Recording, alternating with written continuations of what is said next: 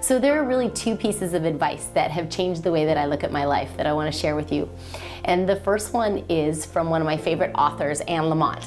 And she talks about crappy first drafts. So whether I am trying to create a presentation or write something, or maybe it's something artistic, she says, don't be paralyzed by perfection, just get started and know that the first thing you do is gonna be horrible, but you will have started and now you have something to work from. So that's really changed how I dive into every project that I do. And the second piece of advice is from a really good friend of mine named Sue Shepard, and she taught me how to take the long view. And I don't think that good advice is ever something you haven't heard before. It's just that you're hearing it at the right moment from the right person, and that happened for me with Sue.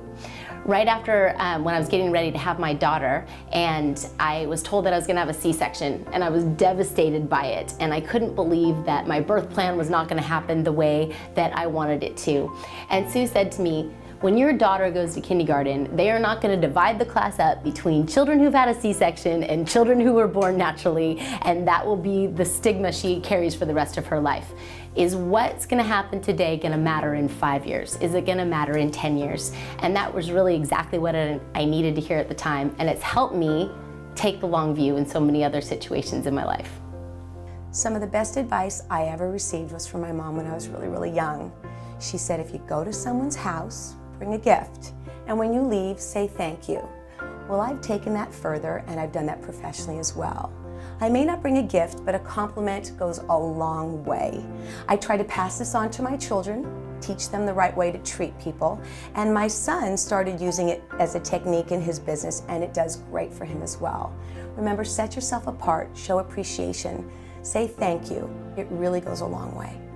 The best advice I ever got was from a teacher I had in high school, and she said, there's always something to learn. No matter what the situation, no matter what the day, no matter if you think you know it all, there's always more to learn. So I intend to be a lifelong learner, and every morning I wake up and try to figure out what it is today that I can learn.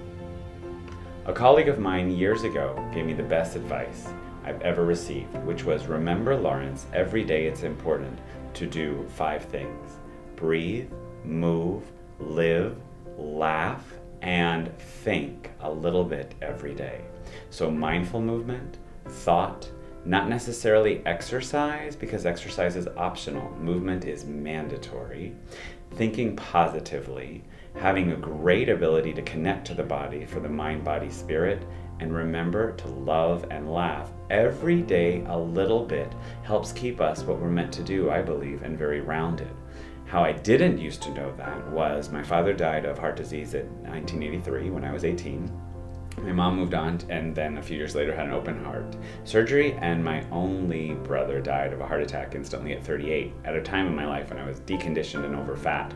And I thought to become very fit, I had to become very competitive and join some marathons and become a person who lived in the gym like a gym rat. But I learned that's not true. Small steps make huge changes. Just drinking a glass of water if you're sedentary and don't eat properly every day starts the body, just hydrating. So every day, the littlest things, finding something that makes you laugh, even if it's one chuckle a day, finding something that you love and spending some amount of time on it, making your body do some joyful movement every day. What's the best exercise for you? Whatever you're willing to do, the longest, the hardest, but most importantly, the happiest. So that's really individual specific. And most importantly, think about it so that you are doing the things that you love and keeping your eye always on the goal. Those 5 things, a little bit every day.